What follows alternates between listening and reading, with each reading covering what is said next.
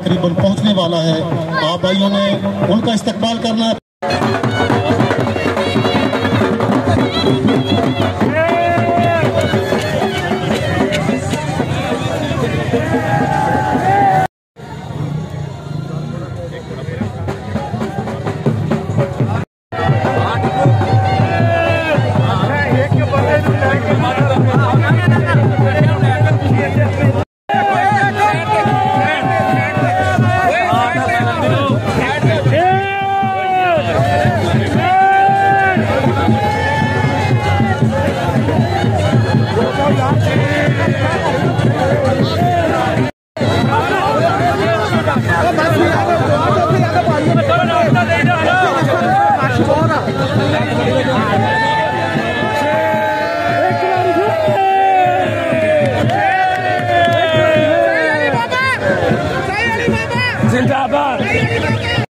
कमल का वो गल नहीं हैगी।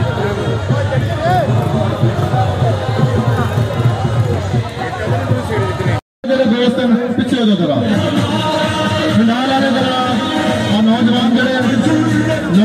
कैमरे वाले को गुजारिश करेंगे कि पीछे तशरीफ ले जाओ। इकबाल गुजर, उनके साथ चौधरी खालिद सरदार, चौधरी नईम हाशिम, मलक अब्दुल साहबकार, नैब नाज़म, पीर मोहम्मद आफ्ताब शराजी साहब का चेयरमैन। के पास वक्त बहुत थोड़ा है, आप मेहरबानी करके ये फ्रंट खाली कर दें, फ्रंट खाली कर दें। ये झंडे वाले बहुत मेहरबानी, झंडे वाले दोस्त बड़ी मेहरबानी, झंडे लहरा कर इस्तकबाल कीजिएगा।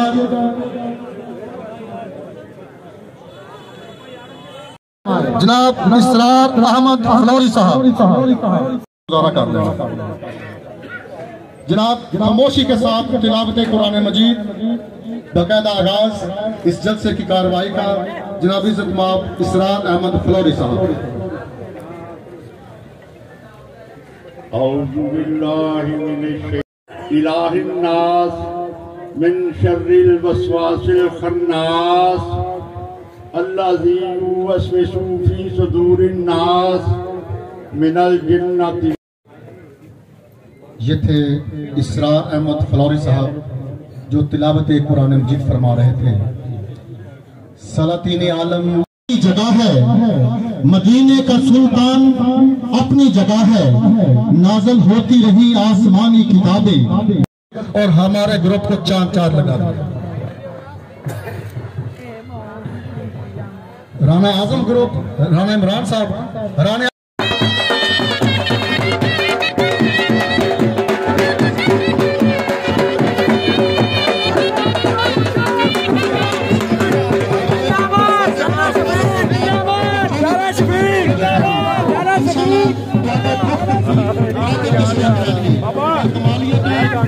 तमाम मेहमानों को जो मेरी कॉल पे मुस्लिम लीग और पीटीआई के मुश्तरका, क्योंकि मैं पीटीआई में था, मैंने बहुत सोच समझ के बाद फैसला किया है।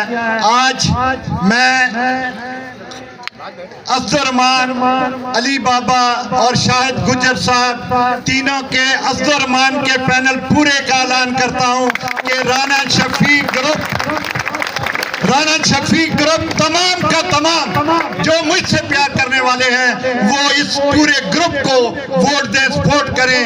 और आज का आपका प्यार देखकर मुझे लग रहा है कि इंशाअल्लाह ताला आज हमारी इंशाअल्लाह ताला फतह हमारी। मेरा तल्लक है, मैं आपको बता दूं, मेरा सियासत में एक ही किरदार है कि गरीब आवाम के लिए लड़ना। मैं 16 साल से लड़ रहा हूं, भटक रहा हूं, कभी इधर कभी उधर कभी उसके साथ, लेकिन गरीब आवाम की मंजिल ढूंढ रहा हूं, कहीं ना कहीं मुझे मिल ही जाएगी। और मैं आज खुश हूं कि आज ये जो पैनल है ये इंशाअल्लाह ताला हमारे गरीब आवाम का ख्याल करेगा और उनकी दाद रस्ती करेगा। जो 5 साल हमारे साथ बेइंसाफी हुई है, मैं खुली बात करता हूं, और उसका भी अदाला करेंगे। और मैं तमाम भाइयों का शुक्रिया अदा करता हूं जो हमारी एक कॉल पे आए। Thank you. मैं राणा मोहम्मद शफीक खान साहब का इंतहाई मशकूर हूँ कि उन्होंने चौधरी असदुर्रहमान साहब, मेरा और चौधरी शाहिद गुज्जर साहब की हिमायत का ऐलान किया। मैं राणा साहब का बहुत ही प्यारे दोस्त हैं हमारे, थी जो आज हमारे साथ वो शाना बशाना खड़े हो गए, तो मैं उनका तहे दिल से मशकूर हूँ। और आप तमाम दोस्तों का, जो राणा शफीक साहब के दोस्त हैं, ग्रुप है उनका भी मशकूर हूँ कि आपने उनके फ़ैसले के साथ उनके फ़ैसले का खैर मकदम किया और आज हमारी सपोर्ट के लिए उनके साथ खड़े हो गए। तो आप सब दोस्तों का भी मैं शुक्रिया अदा करता हूँ। इंशाल्लाह जो राणा शफीक साहब का कोई मिशन है, जिसका वो एक अज़म लेके इस इलाके की खिदमत का वो इस इलाके में निकले हुए, इंशाल्लाह हम भी राणा साहब के साथ खड़े रहेंगे, उनके कंधे के साथ कंधा मिला के, और इंशाल्लाह उनकी जो सोच है उसको पाया तकमील तक पहुंच जाएंगे इंशाल्लाह। मेरे ख्याल में ये लोग मुझे ये इस इलेक्शन को मेरा अलविदाई इलेक्शन तो वही है, तो मेरे ख्याल में आपकी दुआएं कबूल होंगी। ये मेरा शायद अलविदाई है।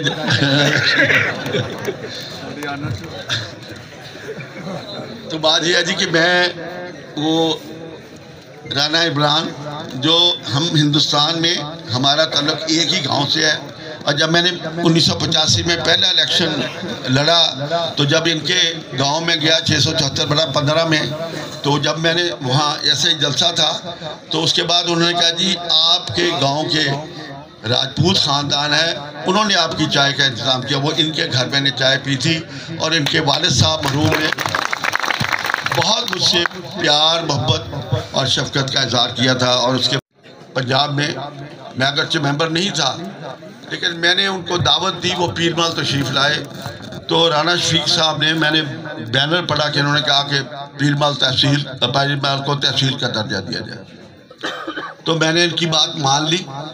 अगर जो इन्होंने वो बैनर लगाया था, मुझे कहा नहीं था, मैंने फैसला नहीं किया था कि मैंने ये मुतालबा करना है या नहीं करना, तो मैंने इनके बैनर देख के, इन्होंने कहा था मैं 1 करोड़ रुपया दूंगा, वो पता नहीं मुझे तो नहीं दिया, पता नहीं किसको दिया।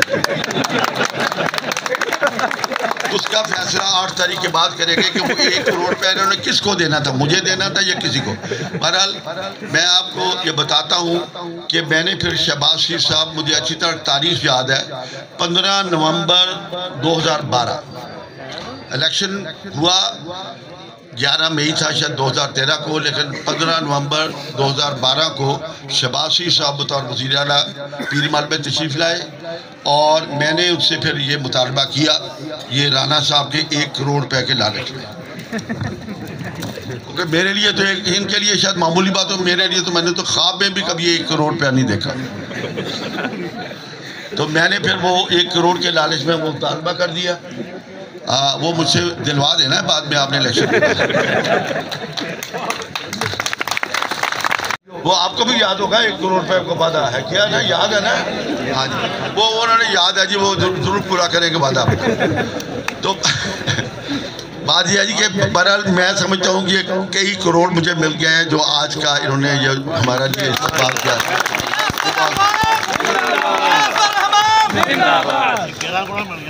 मुझे बहुत मिल गया, सब कुछ मिल गया।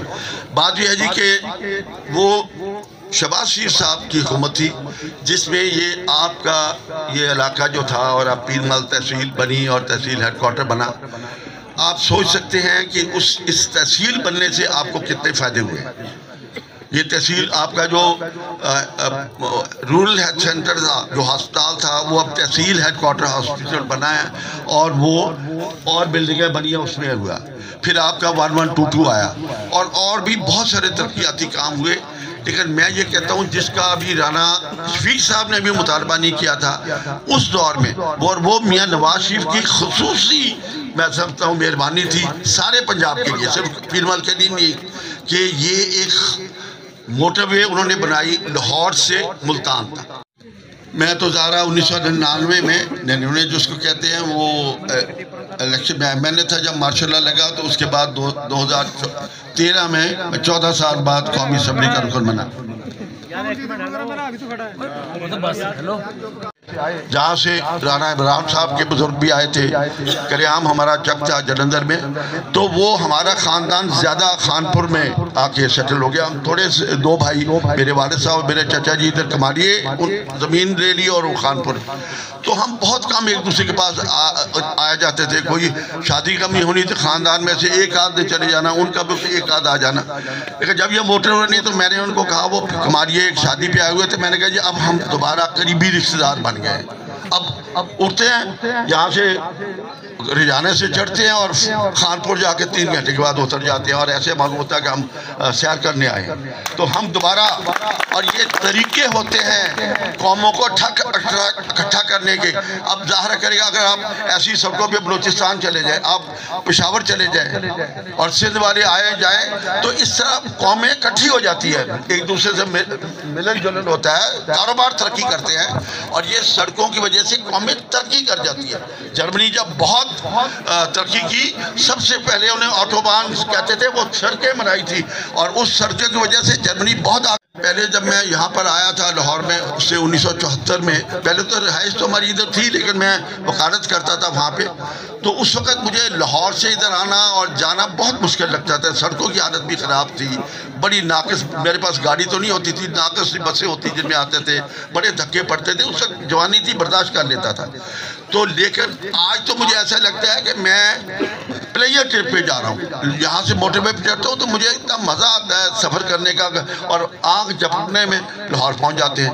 रात को 4 बजे वहाँ से उठते हैं, आराम से कमालिया आ जाता हूँ, जाने उतरता हूँ कमालिया। मतलब इतना मुझे आसान लगता है कि ये अब कोई लाहौर और पीर महल या मुल्तान कोई सफ़र ही नहीं रह गया। तो नवाज शरीफ साहब ने आके 5 साल में वो सारी बिजली की लोड शेडिंग ख़त्म की। और मैं आपको और बात बताता हूँ, देखिए गैस का क्या मसला है, मैं आपको बताता हूँ गैस का क्या मसला है। गैस जो है वो हम पैदा नहीं कर सकते किसी कारखाने में, ये गैस ज़मीन से निकलती है, जैसे तेल ज़मीन से निकलता है। किसी मुल्क में निकल आता है तो वज़ारा बहुत खुशहाल हो जाते हैं, जैसे सऊदी अरब है, कतर है, कुवैत है, ये सारे हैं मुल्क जहाँ पर गैस और तेल बहुत निकला है। ईरान है तो उनको बड़ी दौलत मिल गई। अब गैस हमारे मुल्क में जो ज़ख़ीरे मिले थे वो 10 या 11% सालाना के हिसाब से ख़त्म हो रहे हैं। वो हमने गैस ज़्यादातर इस्तेमाल कर ली है, वो गैस के ज़ख़ीरे ख़त्म हो रहे हैं। इसलिए जब 2013 में मुस्लिम लीग की हुकूमत आई, मैं तो 14 साल बाद MNA बना, तो मैंने जब MD सुई गैस के पास जाके कहा कि भाई हमारे इलाके में हमारे लोगों से मुतालबात है कि हमारे देहात में गैस आ जाए या सर कुछ आ जाए, तो वो मैंने से बात की, उन्होंने कहा जी असद साहब ज़ख़ीरे ख़त्म हो रहे हैं, या तो अल्लाह करे हमारे मुल्क में कोई और बड़ा ज़ख़ीरा मिल जाए, या फिर यह है कि हम बाहर के किसी मुल्क से गैस मंगवाएं, या ईरान से मंगवाएं, या कतर से मंगवाएं, या और तुर्कमानिस्तान है और अज़रबैजान है, दूर से पाइप आएंगे या जिस तरह भी है। तो उसने कहा उसके अलावा तो गैस नहीं मिल सकती। ये पाबंदी जो है जरदारी साहब की हुकूमत में लगी थी कि अब किसी नई आबादी को गैस नहीं मिल सकती। नवाज शरीफ साहब की एक अच्छी हुकूमत आई, 4 साल में उन्होंने कतर से मुआहदा किया। मुआहदा सिर्फ करना काफ़ी नहीं था, वहाँ से गैस लानी भी तो थी ना। उसको LNG कहते हैं, जिस तरह वो गैस को किसी तरह फ्रीज करते हैं और फिर बहरी जहाज़ों में भेजते हैं, उसको LNG कहते हैं। वो कराची में फिर बंदरगाह पे टर्मिनल बनाने पड़े जहाँ वो गैस उतरती है, और फिर वहाँ कारखाने लगाए जहाँ से वो दोबारा गैस बनती है, और वो फिर आपको सप्लाई। जब 4 साल में ये सारा इंतज़ाम हो गया तो फिर उसके बाद उन्होंने हमें इजाज़त दी कि अब तुम गैस जो है नए देहात को दे सकते हो। तो उस वक़्त हमारा आखिरी साल रह गया था। मैंने 50 देहात में 1 महीने में गैस मंजूर कराई, और ये लगी आपके इलाके में मैंने मंजूर कराई थी। उसमें ये 78 ये था 73/14 हरसाबाद भी था, 74/15 भी था, ये सारे इलाके थे। 321 भी था, 322 और भी देहाते, लेकिन ये क्योंकि इनमें भर जब हुकूमत ख़त्म हुई यानी इलेक्शन का ऐलान हो गया तो काम बंद हो गया। उसके बाद 5 साल तक वो मंसूबे मंजूर हो चुके थे, उनका फंड मेरे डेवलपमेंट फंड से उनको मिल चुका था, और वो सुई गैस के पास जमा पड़ा था। इन्होंने पाबंदी लगा दी कि ये अब गैस नहीं लगानी। वो अब जब हुकूमत बदली, शहबाज साहब 11 महीने जो 12 महीने के लिए, मैं तो एमए नहीं था, वो वज़ीर आज़म बने, तो उन्होंने कहा कि जो गैस मंजूर, पाबंदी मौजूद है कि नए देहात को गैस नहीं दी जाती, लेकिन चूंकि उन्होंने कहा कि जो गैस मनसूबे मंजूर हो चुके थे उनकी मंजूरी भी हुई थी, उनके फंड भी जारी हो चुके थे और 5 साल से पड़े थे, उनमें गैस दोबारा लगाई जाए। और आपको पता है 321 ये हादसाबाद, ये 22 वगैरह, ये सारे वही 334 और 308 ये मेरे मंजूर कराए हुए मनसूबे हैं। वाले में स्कूल ये बन चुका है, वो चल रहा है। और फैसलाबाद पूरे डिवीजन में ये दूसरा स्कूल था जो शहबाज साहब ने पीरमल के लिए मंजूर किया। यानी अभी तो कहते हैं हर जिले में एक बनाएंगे, तो उसका मतलब यह है कि फैसलाबाद डिस्ट्रिक्ट में एक बन चुका है और पीरमल में भी एक बन गया है, तो झांग में ये चिड़ियोट में एक और बनेगा। लेकिन पीरमल को पहले मिल गया। मेरे भाइयों, ये इस आला मियार का स्कूल, आपके बच्चे 20 रुपए महीना घर से जाएंगे, 20 रुपए महीना फीस दे के तो एशियन कॉलेज के मेयार की आपको बच्चों को तालीम मिलेगी। ये बहुत बड़ा मनसूबा है शहबाज साहब ने ये इस इलाके के लिए दिया। फिर उसके अलावा आप लेकिन हमसे गैस नहीं कुछ दी जा रही। मुझे वो सुई नॉर्दर्न वाले दफ्तर में गया, उन्होंने कहा जी अब हमारा खर्चा सारा हो गया, इसमें मेरे फंड भी हैं और सुई गैस कंपनी के अपने फंड्स भी हैं जो इससे ये गैस पड़ती है। उसने कहा जी फंड्स खर्च हो गए हैं, पाइप पड़े हैं और उसमें से हम गैस दे नहीं सकते क्योंकि कनेक्शनों पे पाबंदी है। तो मेरे भाइयों अब एक अच्छी हुकूमत आएगी। मैं राणा साहब को बताता हूँ, अच्छी हुकूमत और बुरी हुकूमत में यही फर्क होता है। सारे इंसान होते हैं लेकिन वो मुल्क और कौम से दर्द रखते हैं और तरक्याती काम कराते हैं, और बुरी हुकूमत वाले सिर्फ नाच गाने और पता नहीं क्या क्या उनकी एक्टिविटीज थी। वो जो वीडियो आती है ना, वो देखने कभी मैं तो नहीं देख सकता, इतनी बेहयाई मैं नहीं देख सकता। मैं लोगों को कहता हूँ, मैंने 15 में भी कहा कि मेरी बच्ची का रिश्ता आ जाए ना तो मैं उस रिश्ता तय करने से पहले छान फटक करूंगा इंतहाई कि ये लड़का कैसा है, ये बदकार तो नहीं है, ये जानी तो नहीं है, ये नशेई तो नहीं है, ये जराइम पेशा तो नहीं है। फिर उसका, क्योंकि एक बच्ची की किस्मत का जिंदगी का फैसला होता है। यहाँ 25 करोड़ आवाम की किस्मत का फैसला है। हम बगैर सोचे समझे वोट दे देते हैं। तो मेरे भाइयों, आप सोच समझ के वोट दें। हमने बहुत अपना नुकसान कर लिया है, हिंदुस्तान हमसे बहुत आगे निकल गया है, बांग्लादेश हमसे बहुत आगे निकल गया है और हमने खुद अपने हाथों अपने मुल्क की तबाही कर दी है। लेता है उसने पूरे पाकिस्तान में नए कनेक्शन पर पाबंदी है। जिन देहात में पाइप पड़ चुके हैं 17/11 में 74 अच्छे जो हैं लीडर्स मुल्क में, उनको दे। नुमाइंदा कुछ नहीं कर सकता अगर हुकूमत अच्छा काम करे। अब मैं, आप मुझे मुतलब भी कर दें, अगर वहाँ कोई पॉलिसी सही ना हो तो मैं क्या करूँगा। अगर मुल्क में अच्छी जमात हो, अच्छी क़यादत होगी और आपके शरीफ और अच्छे नुमाइंदे जाएंगे, वो